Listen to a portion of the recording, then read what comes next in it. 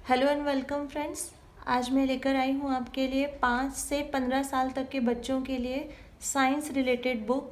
आप देख सकते हैं मेरे हाथ में है ये mini and science encyclopedia 5th addition book. इस तरह की एनसाइक्लोपीडिया बुक आपको बुक स्टोर में मिल जाएगी या फिर लाइब्रेरी वगैरह में भी अगर मिलती है आपको तो आप बच्चों को दिखा सकते हैं। अमेज़ॉन पे चेक कर सकते हैं, अमेज़ॉन पे भी मिल जाएगी। अगर आपका बच्चा साइंस रिलेटेड फैक्ट के बारे में जानना चाहता है या उसको इंटरेस्ट है इस तरह की बुक में, आप ज़रूर दिखाइए। इसमें बहुत कंटेंट है। आप देख सकते हैं इस तरह के टॉपिक इसमें कवर किया है। Light and shadow, magnet, heat,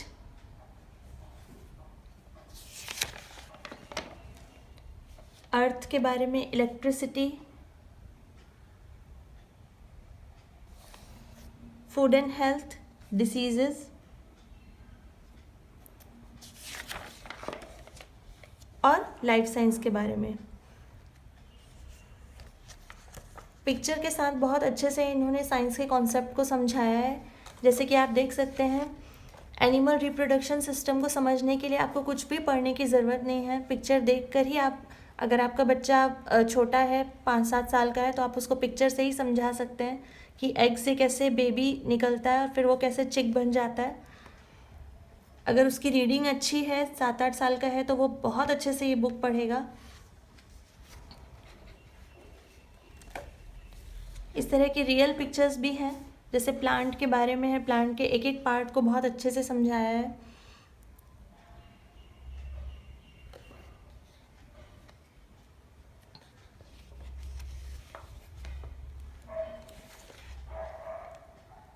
cartoon images भी हैं इस तरह से।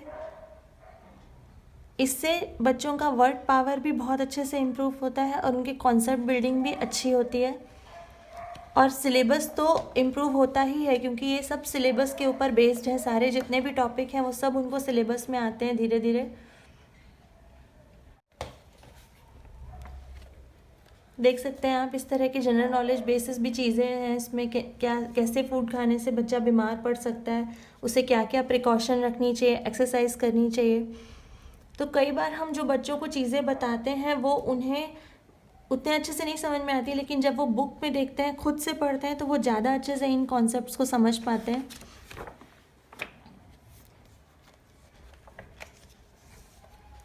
इसी सीरीज़ में मेरे पास है एक और मिनी एनसाइक्लोपीडिया। यह है 6th एडिशन। थोड़ा सा डिफरेंस है इन दोनों बुक में।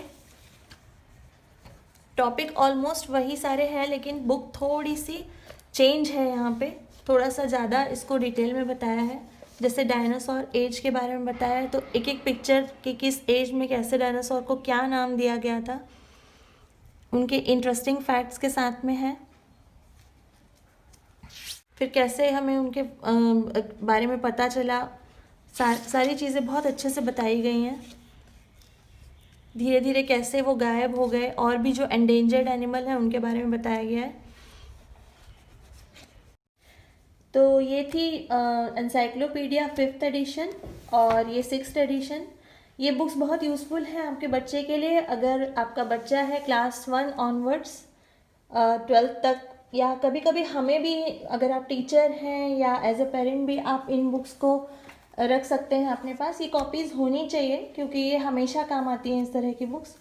इसके अलावा मेरे पास है एक ये learn with fun jumbo book. Jumbo publication की बुक है ये। साइंस एक्टिविटी बेस्ड बुक है ये। 500 एक्टिविटीज़ हैं इसके अंदर।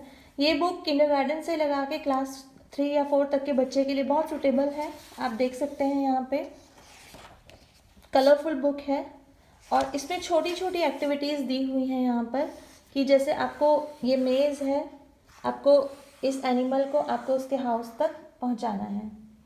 फिर circle the odd one out. यहाँ पर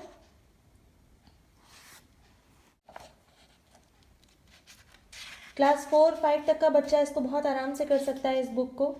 इससे नॉलेज भी उसका बढ़ेगा। और ये बुक चूँकि सिलेबस बेस्ड बुक नहीं है, तो आप बीच बीच में बच्चों को एंगेज करने के लिए, जैसे उसके वेकेशन है या सैटरडे संडे को यदि वो अपनी पढ़ाई वाली बुक से बोर हो चुका है, तो आप इस तरह की बुक्स बच्चों को दे सकते हैं। कुछ जैसे बच्चा बोर हो जाता है तो कलरिंग भी कर सकता है।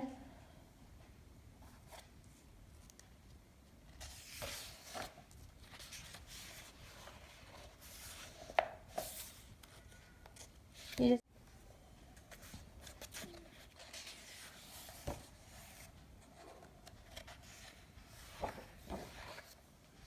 यहाँ पे जॉइन द डॉट्स और फिर इसको कलर करना है।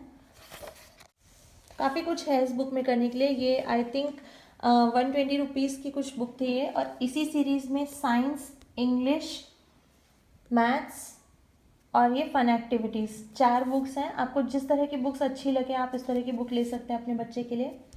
तो ये जितनी भी बुक्स आज मैंने बताई हैं आपको, आप किंडरगार्टन से लगा के एनसाइक्लोपीडिया तो आप 12th तक के बच्चे के लिए काम आएगी। और ये बुक जो है वो 4-5 प्राइमरी स्टैंडर्ड तक के बच्चे के लिए है। तो फिलहाल इतना ही। Thanks for watching.